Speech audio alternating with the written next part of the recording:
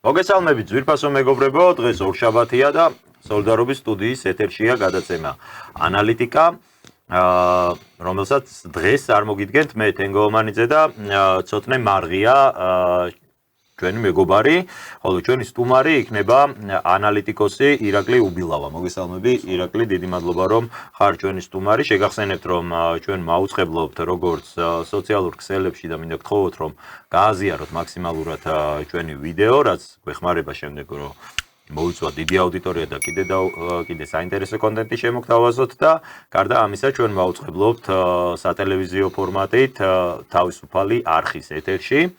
მაგთიზე 38, ხოლო სილკნეტზე 254 გახლავთ მენიუში. მოგესალმებით, მეგობრებო. მადლობა რომ შევიკრიბეთ კიდევ ერთხელ. მეც მოგესალმებით, თენგო, მივესალმები ირაკლის. დღეს ალბათ ძირითადი თემა, სასაუბრო თემა გადაცემაში გვექნება საერთაშორისო საკითხები, ხო? ალბათ არა ეს გვექნება. იმდენად მნიშვნელოვანი პროცესები მიდის მთელ მსოფლიოში, მათ შორის უკრაინის ომის დამთავრების საკითხი უკვე რეალურად გაასწრეს წესრიგში პრინციპში, როგორც ჩანს და როსაც ვხედავთ და აქედან გამომდინარე ირაკლის ხედვები საინტერესო იქნება ამ მიმართულებით.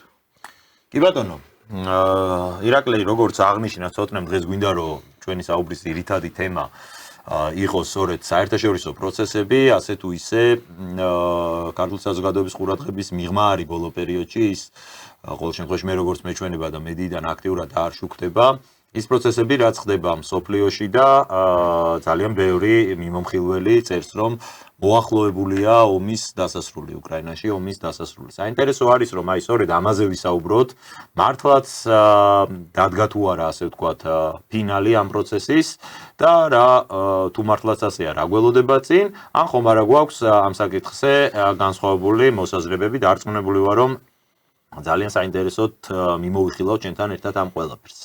გამარჯობათ, მოგესალმებით კიდევ ერთხელ. შევეცადოთ და შევეცდები მეც რომ ობიექტური ანალიზი, გეოპოლიტიკური ანალიზი დავდოთ ამ პროცესებისა, რომელიც ამ ბოლო 1 კვირა 10 დღე რაღაც განვითარდა. ხო, პირველ რიგში მოდი ეგეც ვთქვათ, რომ ალბათ სწორი იქნება ჩვენ რომ ჩავთვალოთ, რომ ესეთი სახის პროცესები ომის დასრულებას რაც შეეხება საერთოდ კონფლიქტის დაწყებას და მისის დასასრულიც ალბათ არ არის სწორი, როდესაც ამას უკავშირებენ პერსონალურად, რა ვიცი, ტრამპს თუ აქეთ პუტინს თუ მათ პირად გადაწყვეტილებებს. ყოველთვის ქონდა ჩვენ ასეთი შეხედულება და აი როგორ გაიზიარებ შენ ამ პოზიციას საინტერესოა რომ ასეთი ტიპის საკითხები წყდება სწორედ გეოპოლიტიკური ფაქტორებიდან გამომდინარე. როგორც ომის დაწყება, ისე მისი დასრულება ჩვენს ახლა ამ ლიბერალურ საზოგადოებას ხანდახან კი გონია ხოლმე რომ იქ პუტინს სისხლი მოწყურდა და იმითო სადღაც შევარდა, მაგრამ რეალურად აქ საუბარი არის გეოპოლიტიკურ ინტერესებზე და ალბათ კონფლიქტიც დასრულდება მას შემდეგ, რაც აი ეს ინტერესები გაირკვევა, გადანაწილდება და მხარეები რაღაცაზე ჩამოართმევენ ერთმანეთს ხელს, ხო? დადგა შენი აზრით აი ეს პერიოდი ახლა? რა თქმა უნდა, მე ჩვენ თუ გახსოვთ ბატონო თენგო, რამოდენიმე თვეა რომ ამ თემაზე ქონდა საუბარი, როდის დამთავრდება და რა პროცესებით, რა კომპრომისებზე მოვლენ მოწინააღმდეგე მხარეები. შესაბამისად, ყოველთვის თუ გვახსოვს ყველას, რომ ძალთა ბალანსებიდან ამოვიდოდით, რა ძალთა ბალანსია და იმის მიხედვით ვაანალიზებდით, პროგნოზ ვაკეთებდით, როდის მიახლოებით, როდის შეიძლება დასრულებულიყო ეს ომი. როგორც ჩანს, ეს ბოლო აკორდია უკვე დასასრულისკენ მიდის და გამოჩნდა კიდევ ერთ საინტერესო პროცესი ამ ამ მოლაპარაკებების მიმდინარეობის დროს. თურმე ეს მოლაპარაკებები არც დასრულებულა. ჩვენ გახსოვთ, არის 3-4 თვე. მან ტრამპმაც სანქციები დაუწესა. ანკორიჯის შეხვედრის მერე. ანკორიჯის მერე, დიახ. აი ზუსტად, ზოგიერთი რუსული ადმინისტრაციის, პრეზიდენტის ადმინისტრაციის წარმომადგენელი უშაკოვი, თუმ პრეზიდენტ მას განაცხადა დიმიტრიევმაც, რომ ჩვენ მივდივართ ანკორიჯისში შეთანხმებული პუნქტების მიხედვით. ამას მიყვებით და საფინალო იმამდე მივალთ.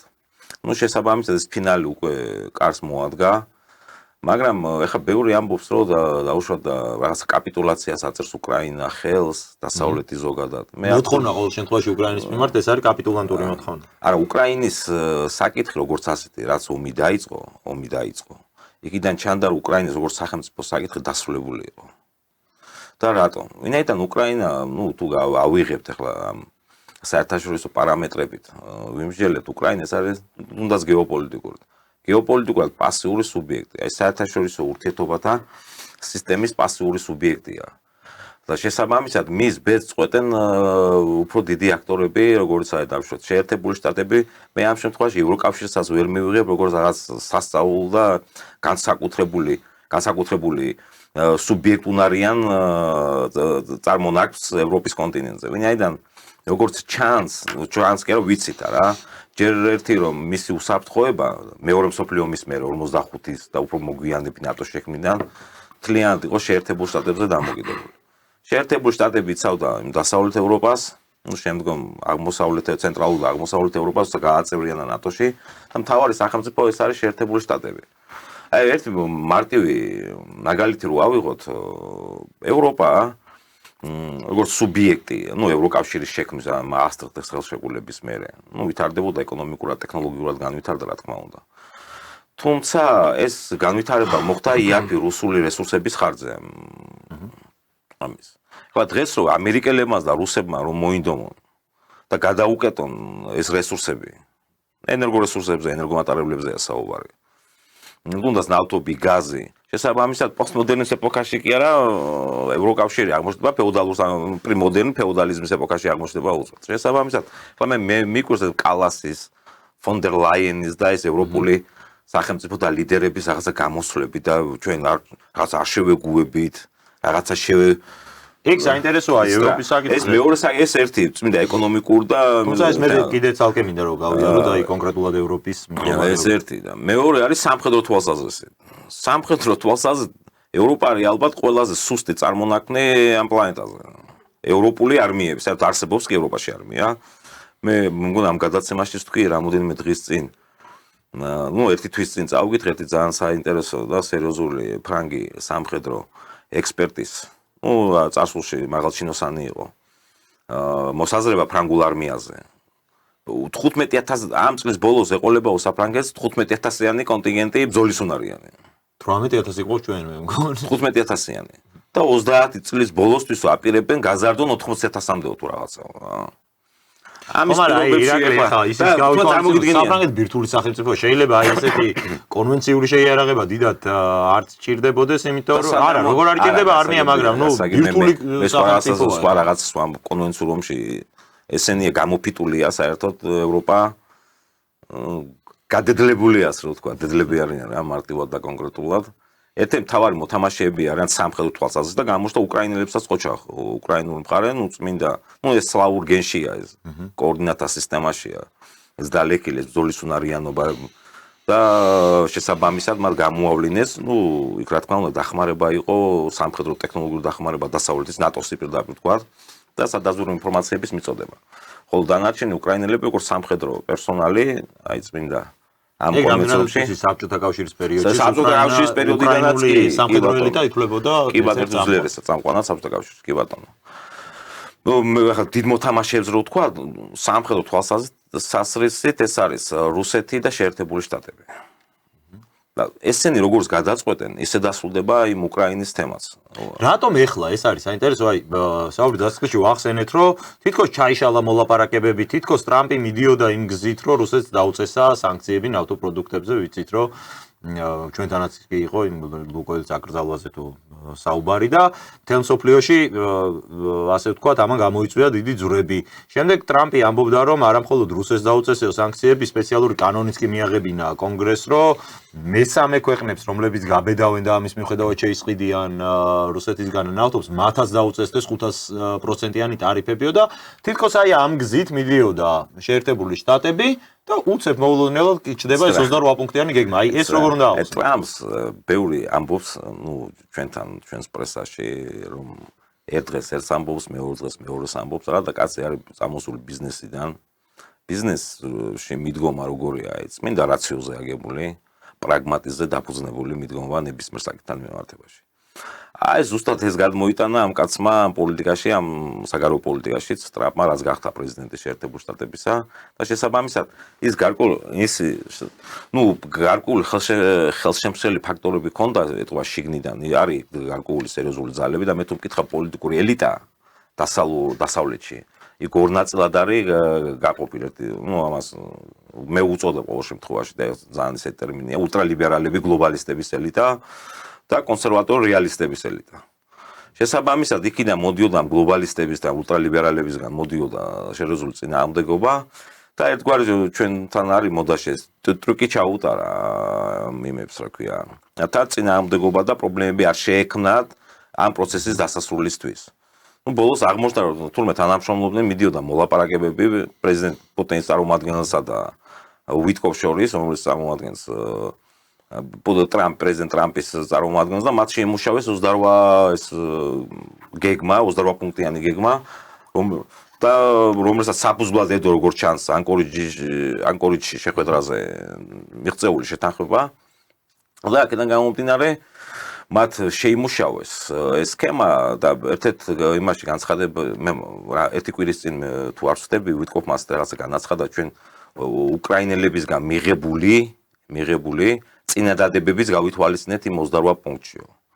თუმცა ხდება რა, ეხლა მე მესმის ახლა ზელენსკის თემას მესმის ზელენსკის ძალიან რთულ სიტუაციაში ადამიანი, ვინაიდან მას მგლის ხახაში შეაყოფინეს თავი და შესაბამისად ეხლა არ მიყვარს ეს სიტყვა ბოდის ვიხდი მაყურებლების წინაშე მოიხმარეს და ეხლა გადაგდებას უპირებენ რა ამ ადამიანს. აი მოდი ცოტნეს არ მინდა გადავიდე ირაკლი ამბობს ასეთ რამეს და ჩვენ სხვა შორის ქონდა ამაზე საუბარი, რომ უკრაინა ეს არის პასიური სუბიექტი გეოპოლიტიკური თვალსაზრისით, მას არ აქვს გავლენა პროცესზე, იმის მიუხედავად, რომ მთავარმოქმედი პირი თითქოს ეს უნდა იყოს უკრაინა, მის ტერიტორიაზე ხდება ეს უბედურება, რაც ხდება ნგრევა, მსხვერპლი ეს მიიღოს სწორედ უკრაინა, მაგრამ აი გადაწყვეტილების მიღების პროცესზე მის სიტყვას მაინდამაინც დიდ ფასს არ ანიჭებს არც დასავლეთი რუსეთი თავისთავად.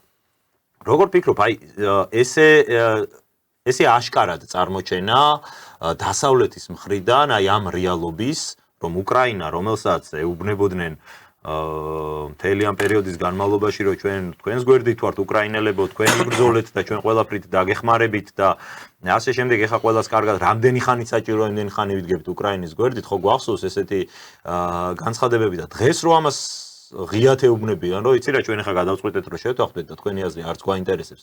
დასავლეთისთვის ეს არ უნდა იყოს რეპუტაციული ზიანი, აი არა მხოლოდ უკრაინელების თვალში, ჩვენ ტიპის ქვეყნებისთვის, აი იმ ქვეყნებისთვის, რომელთათვისაც მთელი ეს 30 წელი ამერიკის შეერთებული შტატები და დასავლეთი იყო გამოცხადებული ამ ქვეყნიურ სასუფევლად, რომ აი იქ რო ხალხი, ისინი რასაც იტყვიან, ყველაფერი 100%-ით მართალია და ამ დროს თავად დასავლეთი გვაჩვენებს, რომ თურმე რაფასი აქვს მის სიტყვას, რაფასი აქვს მის დაპირებას და რაფასი აქვს მის გვერდზე ბრძოლას საერთოდ. უკრაინის მაგალითზე ეს ხო უკვე ცხადად ჩანს, არა მხოლოდ უკრაინელებისთვის, დანარჩენი მსოფლიოსთვისაც. ეს არ არის დასავლეთისთვის პრობლემა? კი ბატონო, მოდი იქიდან დავიწყოთ, რომ ომში მონაწილეობის საკითხიც კი არ გადაუწყვეტავს თავის დროზე უკრაინელებს. ჩვენ თუ კარგად გავიხსენებთ ჯონსონის ვიზიტს უკრაინაში, რაც თვითონ უკრაინულმა მაღალჩინოსნებმა არესტოვიჩმა და სხვებმა რაც გამოიწვია, მათ შორის არახამიამაც, ხო, რომ ჯონსონი ჩადის იქ, ეს მე მგონი ხდება მინსკის შეთანხმების პერიოდში, ჩადის ჯონსონი იქ და ეუბნება, რომ არანაირი შეთანხმება არ უნდა იყოს. ხო, სტამბოლის შეთანხმების პირობებში არანაირი შეთანხმება არ უნდა იყოს, უკრაინელებმა უნდა იბრძოლონ და ევროპა მათ დაეხმარება ამ ბრძოლაში. ხო, ეს ხა შეიძლება ვიღაცას წარმოუდგენია, რომ ეს რაღაცა ის იყო, მაგრამ ეს სინამდვილეში იქ გადაწყვეტილი ბრძანება, ასე ვთქვათ, შეასრულა უკრაინულმა ხელისუფლებამ ზელენსკის მეთაურობით და შესაბამისად მათ არც ის გადაუწყვეტავთ, უნდა ეომათ თუ არა თავის დროზე და არც ის არ არის ახლა გასაკვირი, რომ იმასაც ვერ გადაწყვეტენ, როდის უნდა მორჩნენ ამ ომს და როდის არა. უბრალოდ უკაცრავად აქ ძალიან მნიშვნელოვანია ერთი რაღაცა. მოდი ესე ჩავშალოთ უკრაინის ომის გადაწყვეტის ბედი. დავიწყოთ ქრონოლოგიურად, ხო, ჩვენ გვახსოვს ყველაზე ესეთი მნიშვნელოვანი მომენტი ტრამპის გაპრეზიდენტების შემდეგ ეს იყო ზელენსკის ვიზიტი თეთრ სახლში, სადაც მას პირდაპირ სიტყვით ობსტრუქცია მოუწყო ჯეიდი ვენსმა და ტრამპმა და რა ვიცი, როგორ არ მოიხსენიეს, ხან ჩაცმულობაზე დასცინეს, ხან იმაზე დასცინეს, რომ ის თურმე არ არის საკუთარი მადლიერი ამერიკელი ხალხის და ამერიკელების დახმარების, როდესაც დანგრეული უკრაინა და დამოპული მილიონობით უკრაინელი თლიანად ამერიკული და დასავლური საზოგადოების კისერზეა. ხო, ამაზე ხა ორი აზრი არ არსებობს და რისთვის უნდა იყოფილიყო მადლიერი ზელენსკი ამერიკელების ან დასავლეთის ცოტა გაუგებარია, მაგრამ ესეც კი არ უკადრისეს მათ და ესეც კი მოიხსენიეს, რომ შენ მადლობელი უნდა იყო იმისთვის, რომ ჩვენ რაღაცა გეხმარებოდით თუ იქ მილიარდობით დოლარს გახარჯავთ. ხო, ანუ ეს იყო ასე ვთქვათ ყველაზე მწვავე მომენტი ზელენსკის, უკრაინისა და ტრამპის ადმინისტრაციის ურთიერთობაში, ხო? ამის შემდეგ ჩვენ გვახსოვს, რომ მაშინ როდესაც არის ყველა ექსპერტი, არის ყოველ შემთხვევაში მე ვიცხდებოდა ელოდა კონფრონტაციას მათი ურთიერთობის და კიდევ უფრო გამწვავებას აი ამ შეხვედრის მერე, სასწრაფოდ რომ გამოფრინდა უკან ზელენსკი. მერე დაიწყო დათბობა ამ ურთიერთობაში. შემდეგ ვიზიტზე კარგად გამოწყობილი ჩარჩის უკვე ზელენსკიმ დათმობა კარგად კი ბატონო, მაგრამ კარგად მაგის ფამინდა ხა აი რა შენიშვნაც მისცეს ჩაცმულობაზე გაითვალისწინა პატივსაცემლობა ზელენსკიმ ჩავიდა ისე როგორც ტრამპს მოეწონებოდა იქ და ამის შემდეგ ტრამპი იწყებს ზელენსკის შეხვედრას და ასე შემდეგ და ასე შემდეგ. ხო, ამას მე ანკორიჯის შეხვედრა მოყვა, ანკორიჯის შეხვედრას გვახსოვს რაც მოყვა ტრამპის ტვიტები და პოსტები საკუთარ სოციალურ ქსელში, რომ რაღაცა თურმე რუსეთი ბნელ მხარეს აღმოჩნდა და ის ვერ გამოგლიჯა ჩინეს თუ რაღაცა ესეთი რაღაცა გაბრაზებული იყო პეკინში პუტინის ვიზიტის შემდეგ და თურმე პარალელურად მიდის ეს მოლაპარაკებები არ შეწყვეტილა რუსეთსა და ამერიკის შეერთებულ შტატებს შორის. მოდი ერთი საკითხი შემოვიყვანოთ ახლა დღის წესრიგში ჩვენ ხვდებით რომ ეს 28 პუნქტიანი გეგმა რაც ასე ვთქვათ ჩვენ უნახეთ რაც მოვისმინეთ ხო ეს როგორც გავიგეთ და როგორც აღმოჩნდა არის ამერიკულ-რუსული შეთანხმების ნაწილი ხო აქ კიო ჩვენ უკრაინელებს საქმის კურსში შევაყერეთო მაგრამ ესეც ნაკლებად დასაჯერებელია იმიტომ რომ თვითონ უკრაინელები ვერ ხვდებოდნენ თუ რა უნდა ეპასუხათ ისეთი მოულოდნელი იყო ყველასთვის ეს ყველაფერი მათ შორის როგორც ჩანს უკრაინელებისთვისაც ამის შემდეგ ამერიკულ-უკრაინული შეხვედრები იმართება და უკრაინული მხარე აცხადებს, რომ ეს 28 პუნქტიანი შეთანხმება გეგმა ჩამოვიდა 19 პუნქტამდე, ხო? მათ იქ იყო საუბარი, მათ შორის თავარი მოთხოვნა, რაც იყო უკრაინელებისგან, ეს იყო დონბასის ტერიტორიიდან გასვლა, რასაც ითხოვდა ეს შეთანხმება, ხო? უკრაინელებისგან ჩვენ ამას არ დავთხოვთო და რომ აქედან იქ იყო ვიღაცა მე ამისთვის უკრაინელებმა აწარმოეს მედია კამპანიებიც კი აზოვის პოლკის დარჩენილი ნაწილები ვიღაცები გამოიყვანეს და ათქმევინეს ჯარისკაცებს რომ თუნდაც რომ შეთანხმება დაიდოს და ხელი მოაწეროს ვინმე ჩვენ ამ შეთანხმებას არ შევასრულებთ და ჩვენ ბოლოს წესლის წვეთამდე დავიცავთ უკრაინულ მიწას ხო ხო და მე რა მინდა შეკითხვა მინდა დავსვამ შემთხვევაში ყველასთან რომ გავარჩიოთ დღეს რატომ არის უკრაინა უფრო ცუდ პოზიციაში დავუშვათ ჩვენ ხო ვიცით რომ აქ მხოლოდ ზელენსკი არ არის ზელენსკის უკან დგას ვიღაცეები ასე ვთქვათ პირველ რიგში ეს არის ევროპული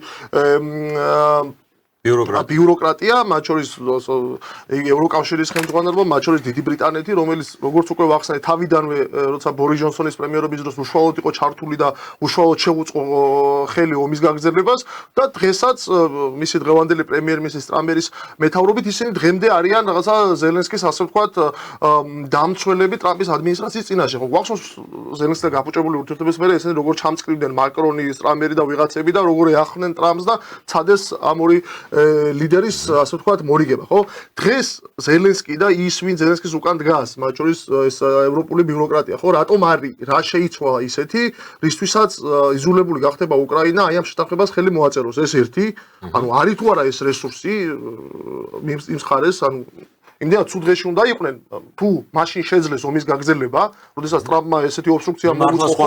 ხო, ეხლა რატო რამ შეიძლება ეს ხალხი აიძულოს, რომ ამ შეთანხმებაზე წავიდეს? ეს ერთი ძალიან მნიშვნელოვანი საკითხია და ამავე კონტექსტში მოდი შემოვიყვა კიდევ ერთ მნიშვნელოვან საკითხს, რაზეც მე მეფიქრება ხოლმე ხშირად, მათ შორის, როდესაც ამ ყველაფერს უსმენ და ვაანალიზებ, არის ერთი ძალიან მნიშვნელოვანი საკითხი. ჩვენ ხო გვახსოვს ტრამპის მუქარა, რა იყო ტრამპის მუქარა, უკრაინელებს როგორ ემუქრებოდა, რომ თუ თქვენ ადგებით ხო, მე ყველაფერს ვცდი, მე ყველაფერს გავაკეთებ, რომ ეს ომი დავამთავრო, სისხლზევა გავაჩერო, მაგრამ თუ თქვენ ამაზე ხელს არ მოაწერთ, მე ამ პროცესიდან გავა და თუ მე ამ პროცესიდან გავა, შენ რასაც ინარჩუნებ ორ კვირაში დაკარგავ. ეს ტრამპის სიტყვები ახლა ვციტირებ, ხო? ანუ ზელენსკის ესე მიმართავდა და ეს ხო არ შეიძლება იყოს ბოლომცდელობა ტრამპის მხრიდან.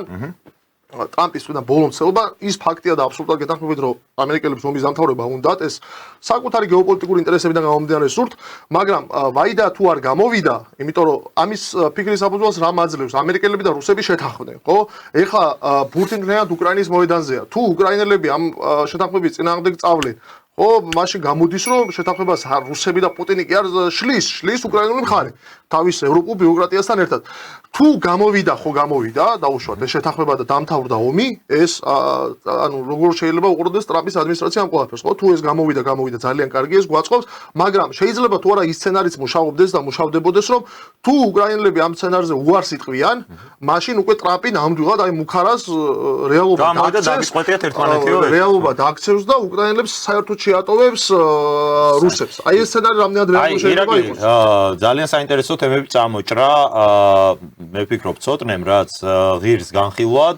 პირველ რიგში მოდი შევაფასოთ, რასაც სთხოვენ დღეს უკრაინულ ყოველ შემთხვევაში, რაც ითვალისწინებს ეს შეთანხმება, რაზეც მიდის მუშაობა, ალბათ ყველა საკვანძო აქ არის ნატოს საკითხი, რომ ნატოს გაფართოებაზე, ნატო უარს ამბობს ამ მიმართულებით გაფართოებაზე და მეორე ეს არის ტერიტორიების საკითხი, რომელიც უნდა დათმოს უკრაინამ და კიდე ძალიან ბევრი სხვა საინტერესო პუნქტი არის, მათ შორის არჩევნების ჩატარება, მათ შორის ამნისტია ომის დანაშაულების და როგორ არწმუნებდნენ აქ ვიღაცები, რომ აი მორჩება ომი და მე პუტინს გაასამართლებენ კი არა, პირდაპირ შეთანხმებაში წერენ, რომ არავინ არ აგებს პასუხს ამ პერიოდში ჩადენილი დანაშაულებისთვის.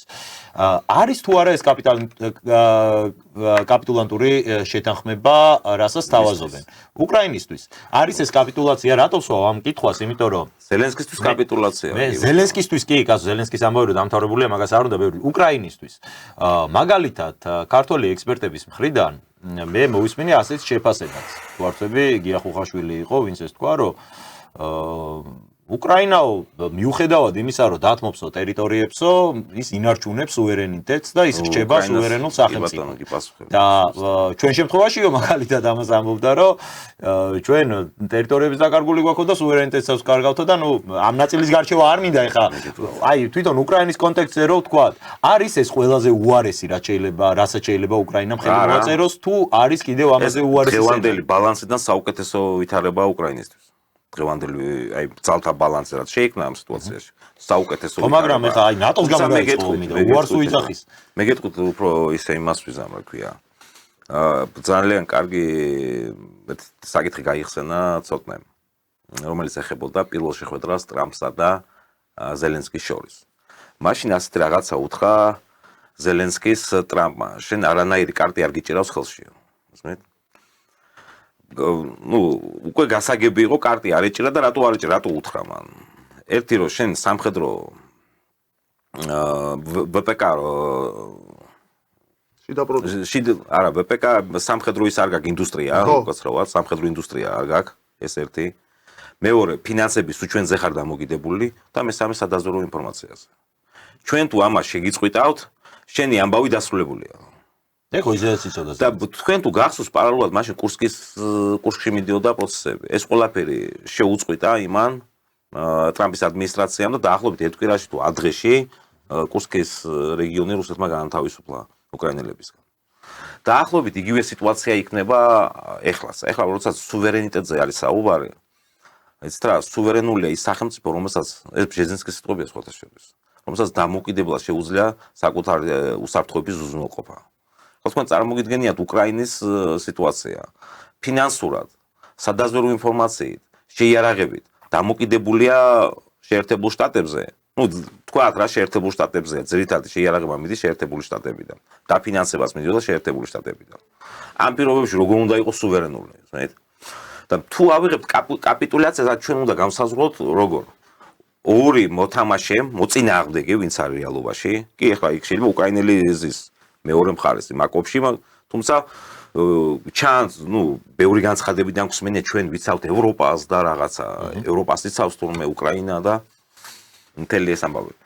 და თან უკვე სუვერენიტეტზეც აკეთებენ აქცენტს, ჩვენ სუვერენიტეტი და რაღაც არანაირი სუვერენული სახელმწიფო უკრაინა არ არის და არ ყოფილა არასოდეს. მე ვამბობ 2014 წლის შემდგომ პერიოდს ვამბობ. ამის მერე გარე ძალების მართვის ქვეშ ყოფი პოლიტიკური სუბიექტი გახლავთ უკრაინა. რაც შეეხება კაპიტულაციის თემას. აქ არის პირდაპირ ვამბობ, აქ არის ორი მხარე, ეს არის რუსეთი და დასავლეთი, ასე რომ ვთქვათ, გლობალისტური ძალები. შეერთებული შტატები მთავარი მოთამაშეა დასავლეთში. ამათ შორის არის ბალანსი შემდგარი. ამათ შორის არის ძალთა ბალანსი შემდგარი და ამ ძალთა ბალანსიდან გამომდინარე ხდება კომპრომისებზე წასვლა ორივე მხრიდან. რაც შეეხება ზელენსკი კაპიტულაცია იქნებოდა იმ შემთხვევაში დაუშვათ თუ რუსები კიევს აიღებდნენ და ზელენსკი მოაწერდა ხელს თუ ვინც იქნებოდა რა ვიცი ვინც იქნებოდა როგორც მოხდა დაუშვათ 45-ში და შემდეგ არანაირი კაპიტულაცია არის უბრალოდ კომპრომისი დასავლეთსა და რუსეთს შორის არსებული ძალთა ბალანსიდან გამომდინარე თუმცა ევროპელებს ამ ომის დასრულება არ სურთ იმიტომ რომ მათ კიდე აქვთ იმის იმედი რომ რუსეთში ეკონომიკა აირევა სიტუაცია რუსეთში ეკონომიკური სიტუაცია გართულდება სიდუხჭირე გაიზარდებს აი წმინდა სოციალური თემატიკა რუსეთს გაშლის იმედი აქვს კი ბატონო ამის იმედი აქვს ეს ევროპას რო ამბობ მოდი ეს დავაზუსტო და მართლა მაინტერესებს გულისხმობთ ევროპულ სახელმწიფოებს მათ სახელმწიფო პოლიტიკას თუ გულისხმობთ კონკრეტულ ბიუროკრატებს როგორც არის ფონ დერ ლაიენ რომელიც მაგალითად არავის არჩეული არ არის არც ერთ სახელმწიფოს მაგრამ პოლიტიკას ის განსაზღვრავს კი ბატონო ახლა ბიუროკრატი უძახო თუ ვინც არ უნდა უძახოთ ესენი არის პოლიტიკური კლასი პოლიტიკური ელიტა ამ კონტინენტისა და შესაბამისად ესენი წყვეტენ ბევრს ეს საკითხებს ამდენ დახმარებებს რა არის ამის მიზეზი ვერ ხედავენ აი ხა ცოტნემაც ხო თქვა რომ ტრამპი იმუქრება და მე მგონია რომ მართლა საფუძვლიანად იმუქრება იმ ამბავში რომ არის ამის შემსრულებელი რომ საერთოდ გავა ამ უკრაინის ფრონტიდან და ზუსტად ეგ არის ზუსტად რომ არ გინდა ძმაო შეიძლება მე რა გავაკეთო ევროპას ვის იმედი აქვს აი ეს მაინტერესებს ასეთ შემთხვევაში რომ თვითონ შეძლებს ამ ომის გაგრძელებას ვერ შეძლებს მაგითომაც ხო და თვითონაც ხო ეს იციან მეთქი და შესაბამისად დასკვნა ეს იციან თუმცა გაწოლა უნდა ამ კონფლიქტის კიდე უფრო მეტად. თორემ მაშინ ხომ მოუწევთ თქვა რომ აი თურმე 3 წლის წინ დავთანხმებულიყავით ამ ტერიტორიების გაცვლაზეც არისო მაშინ საერთოდ საუბარი 100,000-ობით უკრაინელი სიცოცხლე გადარჩებოდა. რა თქმა უნდა. უფრო მეტ ტერიტორია შეინარჩუნოს. მაშინ ხო ეს უნდა აღიაროს ევროპამ რომ ჩვენ დავუღუპეთ. ეს რაღაცა მე დავუმატო ამ თემასთან დაკავშირებით. იყო მინსკი 1, მინსკი 2. ნუ ყირიმი დასრულებული იყო. ყირიმის თემა დასრულებული იყო, თუმცა მაშინ შეიქმნა ეს სეპარატისტული რეგიონი 2 დნr და ლნr და რუსეთი ამ მინსკის ხელშეკრულებიდან გამომდინარე თმობდა გარკვეულ, ნუ ნატოზე უარის თმის ანასვლოდ. ახლა პუნქტები გავიხსენო და ანალიზი დავიწყოთ ამ პუნქტების შორს აგვიყვანს. აი მოკლედ კონკრეტულად გეუბნებით. დნრ-ს და ლნრ-ს თმობდა უკრაინის ყირიმის თემა დღის წესრიგიდან მოხსნილი იყო, დნრ ლნრ-ს თმობდა, ანუ ხდებოდა ყირიმის გარეშე ტერიტორიულობის აღდგენა მსხვერპლის სისხლისღების გარეშე. ოღონდ ერთ რაღაცაზე ამბობდა უარს. ნატოში ინტეგრაციაზე. თუმცა იქ იყო რაღაცა ისეთი მოდელი იქნებოდა პოლიტიკური სისტემის გადაწყობა უნდა მოხდარიყო ისე რომ ამ დნრ-ს და ლნრ-ს წარმომადგენლებს თავის წარმომადგენლობა უნდა ფართოავტონომია ექნებოდა. არა, ეს ერთი და მეორე უნდა ყოლოდა ცენტრალურ ხელისუფლებაში, რომელსაც ვეტოს უფლება ექნებოდა ისეთ საკითხებთან მიმართებაში, რომელიც რუსეთის უსაფრთხოება შეეხებოდა. ამაზე იყო თემა, მე სხვა არაფერზე არ იყო. თუმცა, ნუ როგორც ჩანს, ევროპელების და დასავლეთის ზოგადად მარტო ევროპელების არის მასში შეერთებული შტატების გლობალისტური ელიტაც ჩართული იყო ამ პროცესებში. და შესაბამისად მათი სურვილი იყო ამ ომის ესკალაცია კონფლიქტისა რეგიონში კიდევაც მოხდა. სხვა შორის მერკელსაც აქვს მე განცხადება გაკეთებული, მერკელი უკვე გადამდგარ რომ გახდა და არ იყო ის რა ქვია კანცლერი. მან თქვა რომ ჩვენ მზადებოდი და ვამზადებით უკრაინას ამ ომისთვის. და არა მარტო იმან რა ქვია მერკელმა სხვათა შორის საფრანგეთის პრეზიდენტი რო იყო ოლანდსაც აქვს დაახლოებით ფრანკერებთან ლაბარაკში. კი ბატონო, საერთოდ არ ვაპირებდით მაგმისის შესრულებას. რა თქმა უნდა, რა თქმა უნდა. ეს მე გამოიყენა რუსულმა მხარეს ძალიან ძალიან. აქ სტუდიაში ვამბობდით, ამდენი ხანია ვამბობდით ამას, რომ მათი მთავარი მიზანი იყო, ნუ დასანქცირება, ეკონომიკური სანქციების შემოტანა, რუსეთის სიტუაციის არევა ეკონომიკური სიტუაციის სოციალურ აფეთქება და ამ პუტინის ნუ ჩამოცილება და ისეთი ტიპის რეჟიმის დამყარება, ან ისეთი ტიპის ელიტის მოყვანა ხელისუფლებაში, როგორც დაუშვათ ელცინის. თუმცა ეს არ გამოვიდა. თუმცა აქ სხვა თემაა, ახლა ძალიან საინტერესო თემაა, რატო იკლავენ თავს ამერიკელები ასე? სანამ მაგაზე გადავალ, მინდა ცოტნეს მისცეთ. 2 სიტყვა ვიცი, მივხვდი რაზეც გაგსაუბარი და იქ თემა აუცილებლად განსახილველი, ალბათ მთავარი მიზეზი ზავის რაც არის, მაგაზე უნდა ველაპარაკოთ, მაგრამ აი მანამდე თვითონ რუსეთის მდგომარეობა დღევანდელი რომ ამოვწუროთ ცოტნე იმის იმედი ეხა და ევროპაში რამდენად აქვთ რომ დაიშლება ისევ რუსეთი და რუსეთში შეიქმნება იმ სახის გინდა პოლიტიკური, გინდა სამხედრო, გინდა ეკონომიკური კრიზისი, რაც ამ ქვეყნის კოლაფს გამოიწვევს და ამით გაიმარჯვებს ევროპული მხარე. არ ვიცი ეხა რომელიმე საღად მოაზროვნე ადამიანს თუ კიდე დარჩა ამ ყველაფრის იმედი, მაგრამ მეორეს მხრივ არც ის არის სწორი ვთქვათ რომ რუსეთის მდგომარეობა კარგია ამ სიტუაციაში. რუსეთი ნახულობს უზარმაზარ ზარალს. ყველაფერს თავი დავანებოთ, ეხლა თუ საუბრობთ, რომ 100,000-ობით უკრაინელი დაიღუპა ამ ომში, არანაკლები იმაზე მეტი თუ არა რუსი დაიღუპა ამ ომში და გასაგებია, რომ მოსახლეობის რესურსი შეიძლება ბევრად დიდი ქონდეს რუსულ მხარეს, მაგრამ არ არის ეს ამ შემთხვევაში გამართლება. რუსეთში მართლაც დადგა ხო და ერთ პერიოდი გვახსოვს აი პრიგოჟინის ამბებიც რო იყო და ასე მართლაც აი შეირყა თითქოს პუტინის ძალაუფლება ყოველ შემთხვევაში ეს ჩანდა იქნება მართლაც დგას ისე მდგომარეობა და მართლაც არის ისე მდგომარეობა რომ თუ კი კიდევ რაღაც პერიოდი ეს ომი გაგრძელდა რუსეთში მართლაც გაჩნდეს რაღაც ისეთი სახის კრიზისი რაც დასავლეთისთვის შეიძლება რუსეთი არ დაიშალოს მაგრამ დასავლეთს მისცემს იმის შესაძლებლობას რომ უფრო მომგებიან გზაზე წამოიყვანოს ამისი იმედი ხო არა აქვს და რამდენად არის ამის პერსპექტივა თუ მაგის იმედი აქვს ძალიან დიდ პოლიტიკურ შეცდომას უშვებენ. პირველ რიგში იქიდან გამომდინარე, რომ ამ ხალხს დაავიწყდა, რომ დიდი სამამულო ომის დროს მეტად აი პეტერბურგი, მაშინ ლენინგრადი რა 900 დღე იყო ალყაში, მაგრამ კი არ გატყდნენ, მაშინ არა მარტო რუსები, მთელი საბჭოთა კავშირი მომობდით, კი ბატონო, გასაგებია, მაგრამ იქიდან დაიწყეს და ბერლინამდე ჩავიდნენ. ეს არის უბრალოდ ისტორია ამ ხალხის და ზოგადად მათი ბრძოლის უნარიანობაზე უსვამს ხაზს და იმაზე უსვამს ხაზს, რომ ვისაც ეს არის მის აი ქართული ანდაზარი მე მგონია რომ ყველაზე კარგად შეეფერება რუს საზოგადოებას და რუსერს რომ ჭირშაშიგან გამაგრება ისე უნდა ვიტყვით რომ აი ეგ ახასიათებს ზოგადად ამ ხალხს და ამ ერს რომ როდესაც უჭირდა აღიქვამენ რომ გარე საფრთხე არსებობს ამ ქვეყნის და ამ საზოგადოების წინაშე იმიტომ რომ ეს მხოლოდ და მათ შორის ამაში რუსები მართლები არიან აი რუსოფობია რაც ხო გვახსოვს ჩვენ როგორ იქცეოდნენ სადღაც მათ შორის საქართველოში რაღაცა რუსი რომ მაღაზიაში შედიოდა და იქ რაღაცა რუსეთი რაღაცებს უმღეროდნენ და ეს იყო ევროპაშიც ხო ანუ ამას რუსია აღიქვამდა როგორც რაღაცა დევნას და სადღაც ალბათ სწორადაც აღიქვამდა რომ ანუ რაღაცა ეთნიკური წარმომავლობის ან ენის გამო ვიღაცას ის არ მოსწონდა და რაღაცა შეურაცხყოფას აყენებდა სადღაც ალბათ სწორად კი არა ცოტნე ნუ მოგვერიდება თქვა ეგ დღესაც არის პრობლემა და დღესაც დგას საქართველოში ეგ პრობლემა მე მაგალითად აი ახალგაზრდა ბავშვების თაობაში ვიცნობ 13-14 წლის ახალგაზრდებს, რომლებმაც ამ YouTube-ის დახმარებით ჩვენიურად იციან რუსული ენა და ამისი თქმა რცხვენია.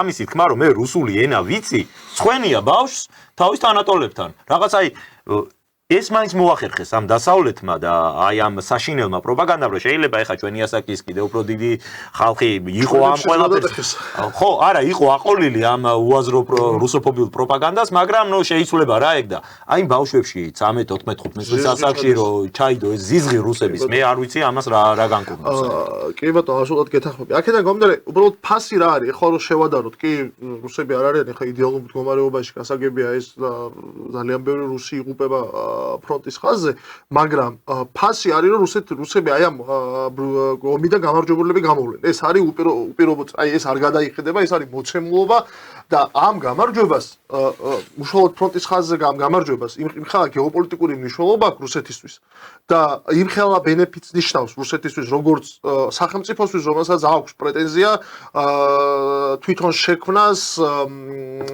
გეოპოლიტიკა და არ იყოს რაღაცა დინებებს არ მისდევდეს. აქედან გამომდინარე ის ფასი რასაც მიიღებს რუსეთი ფრონტის ხაზზე გამარჯვებით, ბევრად აღემატება იმ დანაკლის და იმ ზარალს, რასაც რუსეთი დღეს იღებს. ეს ერთი და მეორე. რატო აკეთებს ამას ევროპა? მოდი კიდევ ერთი ჭრილიდან შევხედოთ. ევროპული ბიუროკრატია, ვინც დღეს მთავრობაში ან ხელმძღვანელობს ევროპულ ქვეყნებს, მათ კარგად ესმით, რომ ეს ბრძოლა წაგებულია, მათ კარგად იციან, რომ ვერც რუსეთს ვეღარ ჩამოშლიან, ვერც იქ შიდა რაღაცა სოციალური ბუნტი ვეღარ მოხდება და იქ რაღაცა რაც შეიძლება ხდებოდეს აფრიკის ქვეყანაში, ან სადმე, ან იგივე თუნდაც ევროპის ქვეყანაში, სადაც იქ რადგანაც იქ უფრო სენსიტიურია ბევრი საკითხებიდან გამომდინარე სოციალური ფონის დაუშვათ გაუარესება, ეს ვეღარ მოხდება, ეს იციან, მაგრამ მოდი ეხლა ესე ავხსნათ. გარდა უკრაინისა. ნუ ეს რუსები უკრაინა ომშია, უკრაინა როგორც სახელმწიფო ქრება, ფაქტობრივად აი ამ მის წინაშე დგას. გარდა ამისა, ვის მიადგა ყველაზე დიდი ზარალი უკრაინის ომით, ხო? მე ვამბობ კიდევ ერთხელ ვიმეორებ, რომ რუსეთი რაც არ უნდა ზარალი მიადგეს რუსეთს, რუსეთი ამომიდან გამარჯვებული გამოვა და იმხელა მნიშვნელობა აქვს ამ გამარჯვებას, რომ ახლოსაც ვერ მივა ის გეოპოლიტიკურად ეხლა ადამიანად გასაგებია, რომ ადამიანები იხოცებიან, ეს საერთოდ არ მომხდარიყო ომი, ყველაზე იდეალური იქნებოდა, მაგრამ თუ პოლიტიკურად ვაფასებთ, რაციონალურად ვაფასებთ, ხო? იმხელა გამარჯვებას მიიღებს და იმხელა მნიშვნელობის გამარჯვება იქნება უკრაინაში რუსეთის გამარჯვება, რომ ამ ყველაფერს გადაფარავს.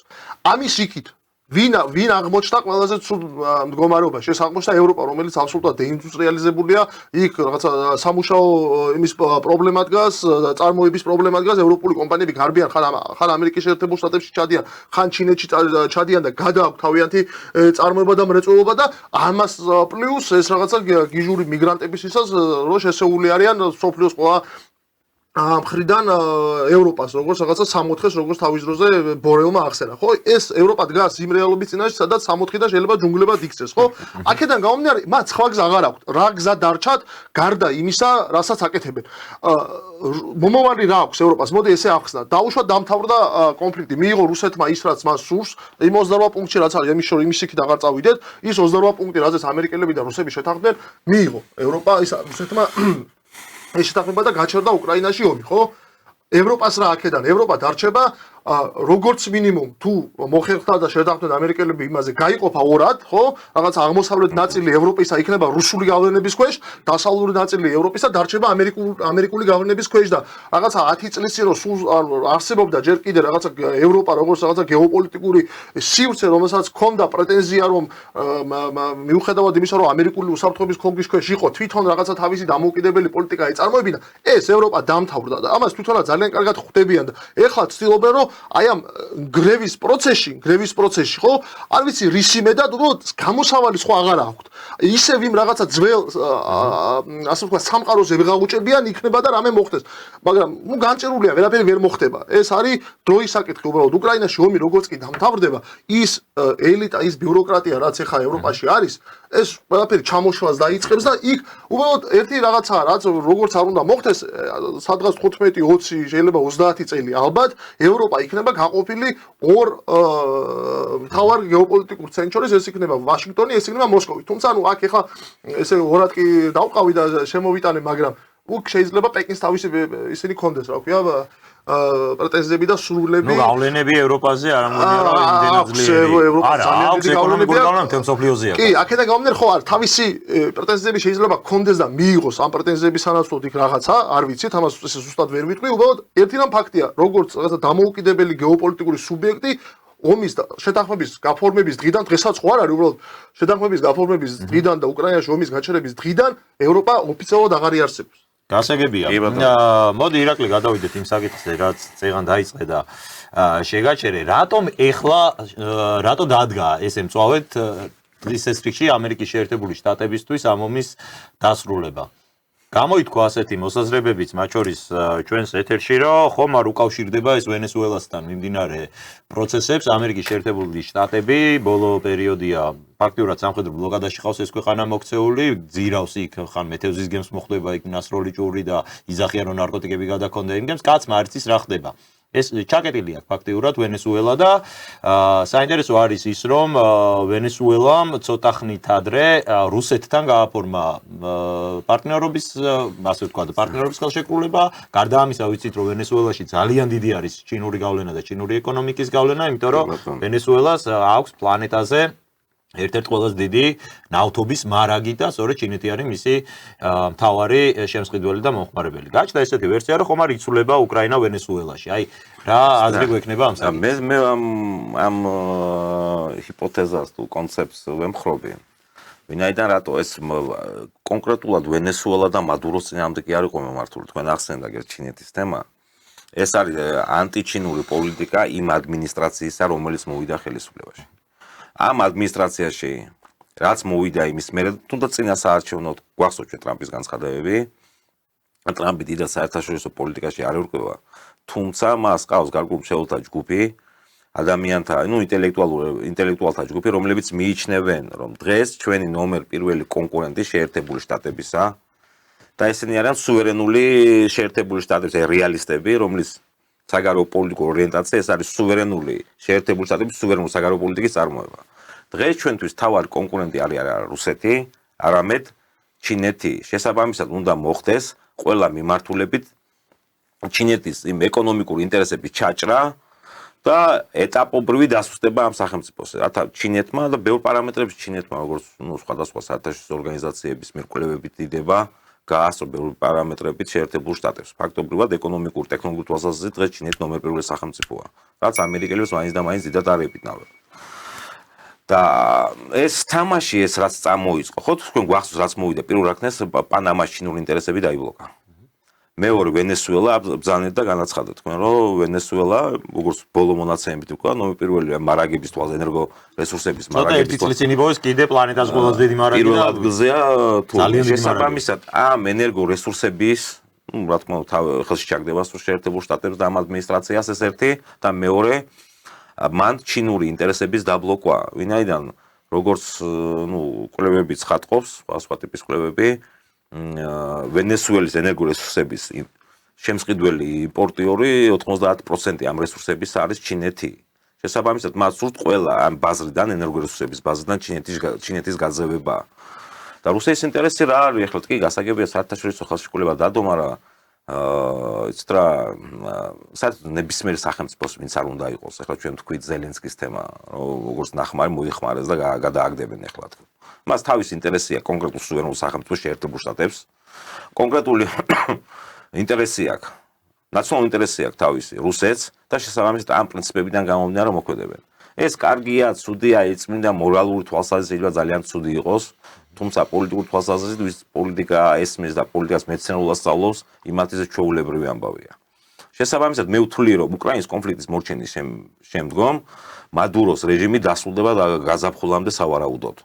დამოკიდებულია იმას ზელენსკის რეჟიმზე სამი დღე ვერ გაუძლებს, მაგრამ იბრძოლა უკრაინამ იქნება მაგ შეექმნას პრობლემა. არა მგონი, არა, შეიძლება შეექმნას ახლა იქ, მაგრამ იმის რეჟიმი დასრულდება მადუროს რეჟიმი. ამაში მე დარწმუნებული ვარ უკრაინის მიერ. კარგი, თუ თქვათ ასე ერთ კვირაში იქნება, ერთ თვეში თუ ხუთ თვეში მადუროს რეჟიმს დაასრულებენ. სხვაჩორის დღეს იყო საუბარი, გავრცელდა მედიაში ინფორმაცია, რომ შედგა სატელეფონო საუბარი ტრამპს და მადუროს შორის. ტრამპმა დაადასტურა, რომ დიახ, მართალია ჩვენ ვისაუბრეთ. შეფასების ნაწილში მან თქვა, რომ ეს არ იყო არც კარგი, არც ცუდი საუბარი.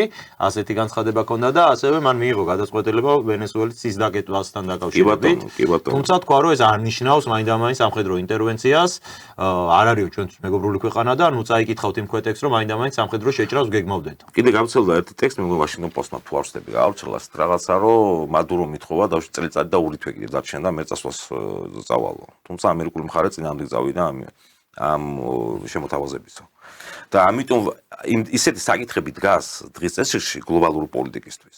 ეხლა უკრაინა, ეხლა დონბასი სად იქნება? რუსეთი გააკონტროლებს უკრაინა ეს ამ დიდი მოთამაშეებისთვის მეორე ხარისხოვანი. კონკრეტულად რუსეთისთვის, როგორც ერთი დიდი მოთამაშისთვის, რა თქმა უნდა, მას წმინდა გეოსტრატეგიული და სტრატეგიული სამხედრო სტრატეგიული მნიშვნელობა აქვს დონბასის კონტროლის გადმოსვლას. თუმცა ხა ამერიკელების ხა დონბასის ერთი რაღაც 5000 კვადრატული კილომეტრი იქ იქნება თუ აქ იქნება, ასე ამ დღის წესრიგის პრობლემში მნიშვნელობა არ აქვს. ზუსტად ამ ვაჭრობიდან გამომდინარე ვთვლი, რომ ეს ომი დასრულდება.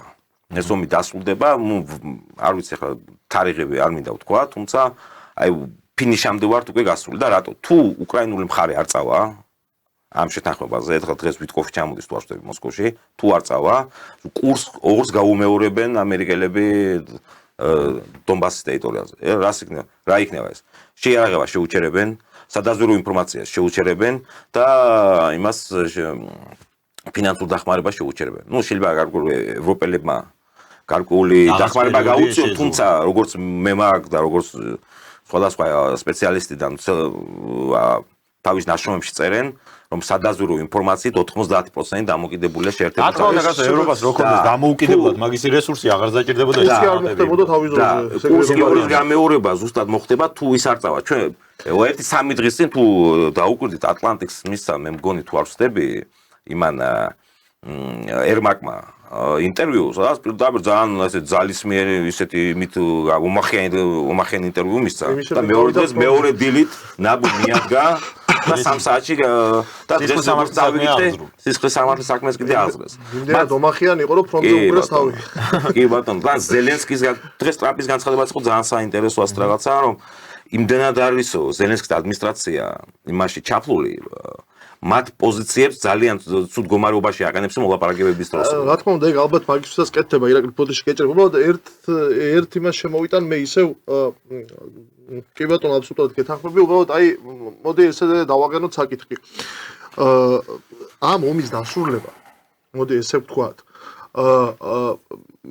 რასაც მე უყურებ, რასაც მე ვფიქრობ და ვაანალიზებ, ყოველ შემთხვევაში რუსებზე მეტად დღეს არის ამერიკული ინტერესი, ხო? კი ბატონო.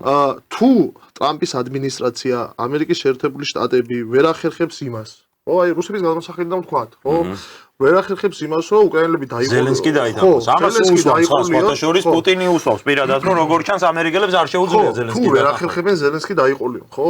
და თუ მიდგა საუბარი იმაზე, რომ ამერიკელებმა უნდა შეუწყვითონ სამხედრო დახმარება და სადაზვერვო ინფორმაციის მიწოდება. ხო, რატომ უნდა გაჩერდნენ რუსები დონბასზე?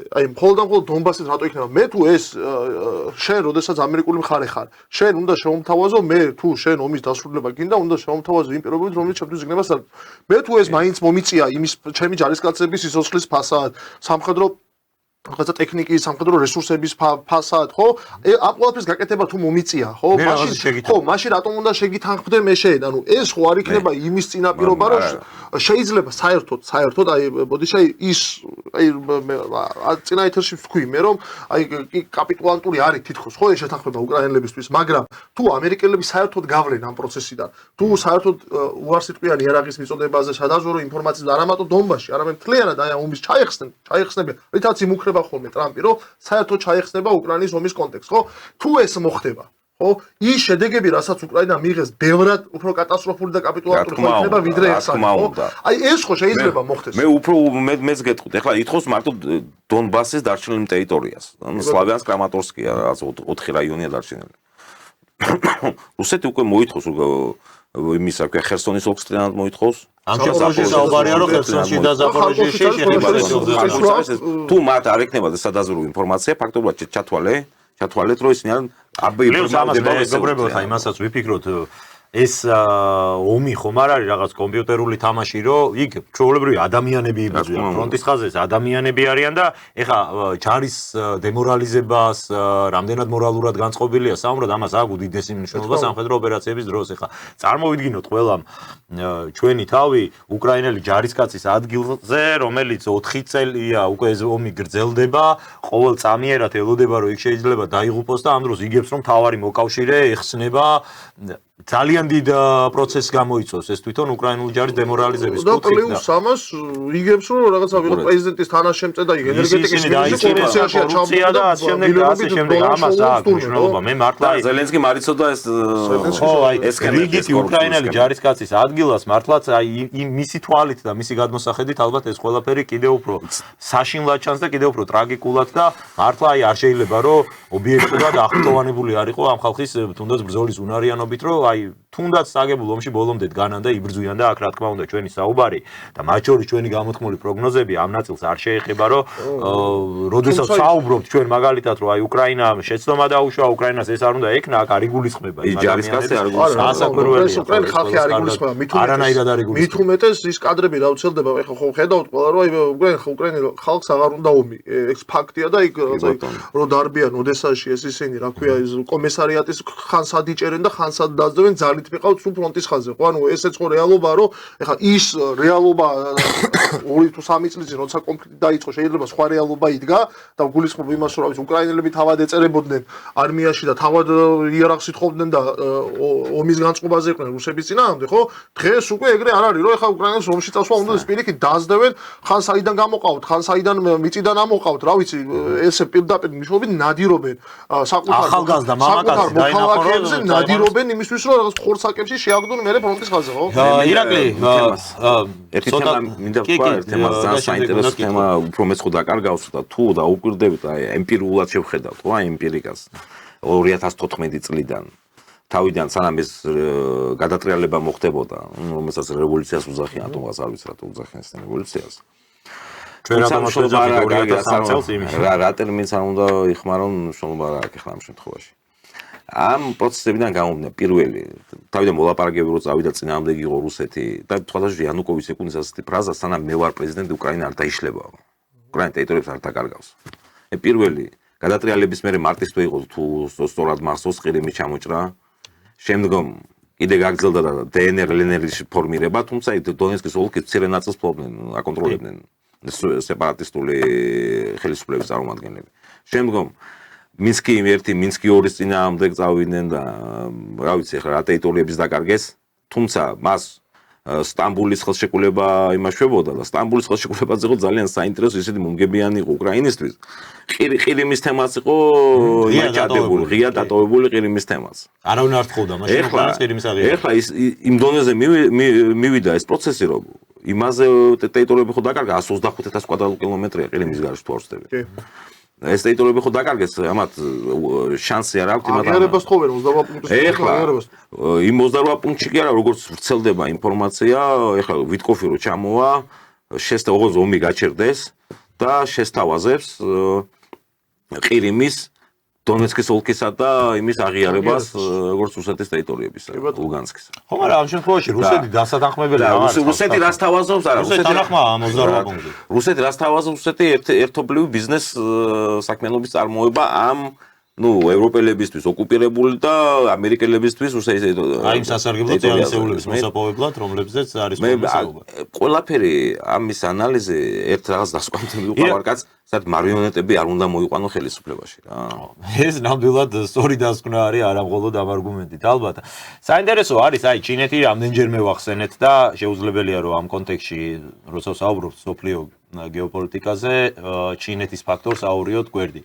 აუაროთ გვერდი. ერთი საინტერესო ამბავი მოხდა, რომ როდესაც ეს 28 პუნქტიანი გეგმა გამოქვეყნდა თუ გაჟონა, ასე ვთქვათ, მედიაში და დაიწყო სკანდალი ამ თემაზე, მეორე დღესვე შედგა ტრამპსა და სი ძინპინს შორის საუბარი. სი ძინპინის ინიციატივით ჩინეთის ლიდერმა დაურეკა დონალდ ტრამპს, შედგა მათ შორის საუბარი და ჩემი აზრით ძალიან მნიშვნელოვანი ტერმინი პირველად ახსენა მსოფლიო ლიდერმა, ამ შემთხვევაში სი ძინპინმა, ჩვენ ხშირად ვსაუბრობთ და ყველა მთელი ქვეყანა მაგას ლაპარაკობს, რომ ომის შემდგომი წესრიგი, მაგრამ აი ეს ტერმინი, როგორც ოფიციალური ტერმინი, პირველად ახსენა სწორედ სი ძინპინმა, რომ ომის შემდგომი წესრიგი მოახლოვდა და ომის შემდგომი წესრიგის ერთ-ერთი საკვანძო პუნქტი ეს უნდა იყოს ტაივანის დაბრუნება ჩინეთის მიერ კონტროლირებად შემადგენლობაში. ანუ გაერთიანება ჩინეთის, რაზეც არის საუბარი და მეორე დღეს ესე იგი, აი მე დამჭაშ დაბეჭდილება რომ თითქოს ესეთი სიტყვები უთხრა ტრამპს, რომ ეხა ის უკრაინას მიიღებ, შენ ვენესუელას მიიღებ და მე რა ტაივანის გარეშე უნდა დავრჩე?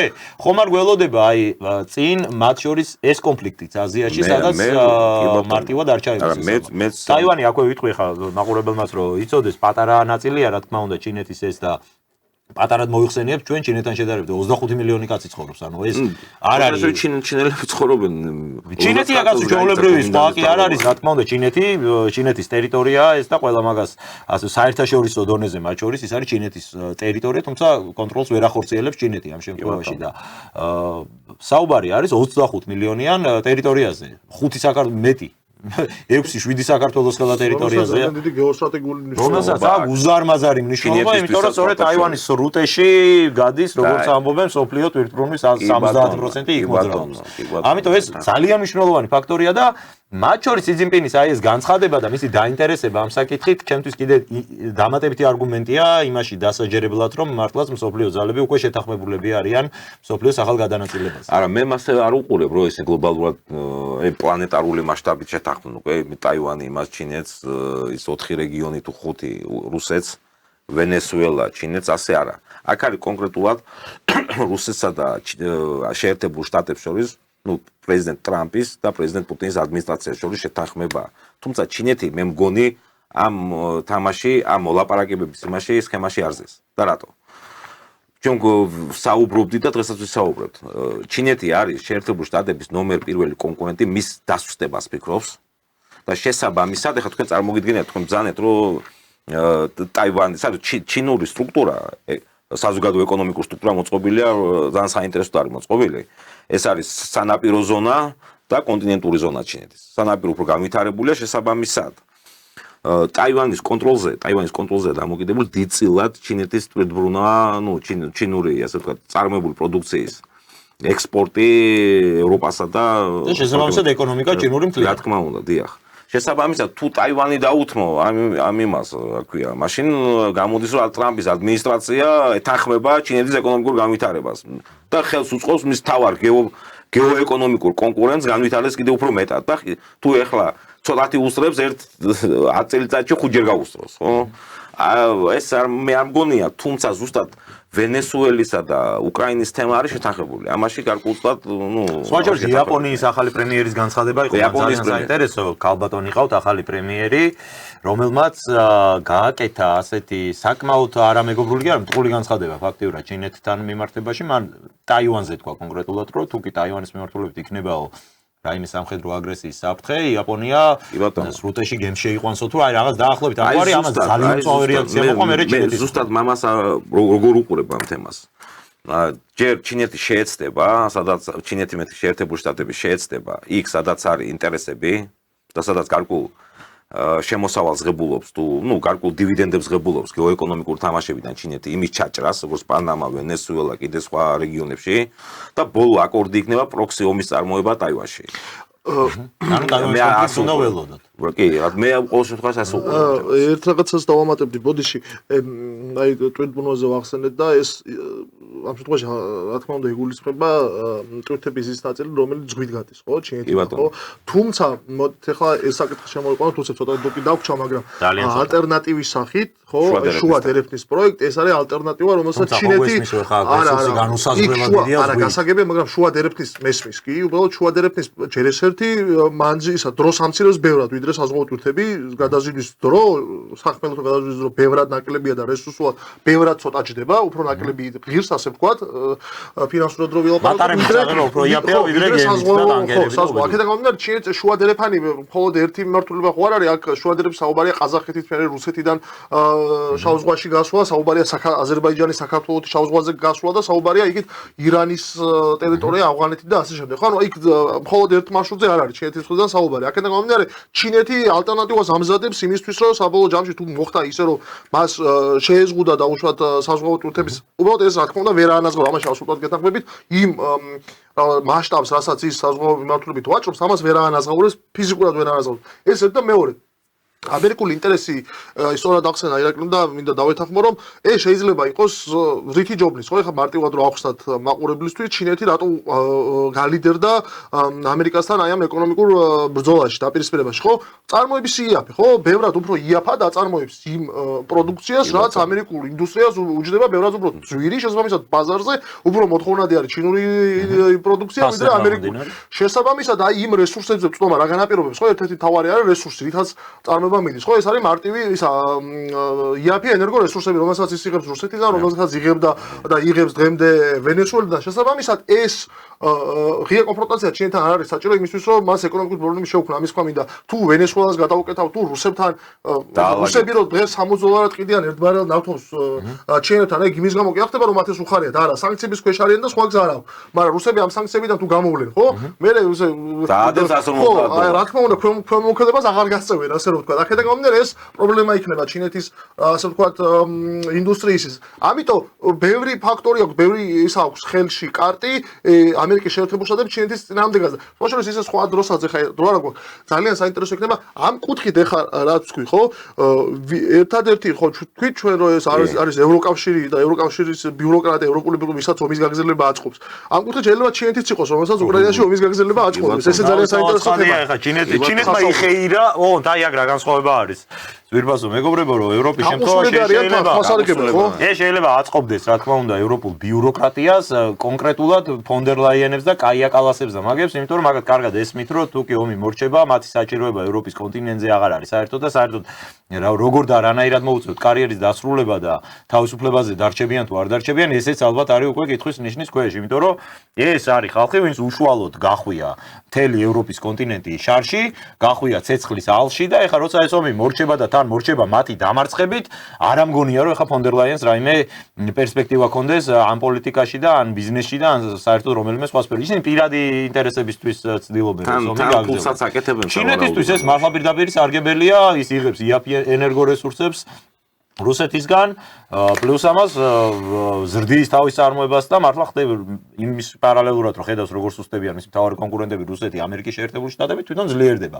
ამიტომ ჩინეთის ინტერესში მართლაც არის რომ ეს ომი კრიზისი ასე ვთქვათ დასავლეთსა და რუსეთს შორის რაც შეიძლება დიდხანს გაგრძელდეს, მაგრამ ხო, აი მაინც თუკი ეს ყველაფერი მივა ალბათ ფინალისკენ, ჩინეთსაც მოუწევს შემდეგ უკვე უფრო აქტიურ მოქმედებებზე გადასვლა.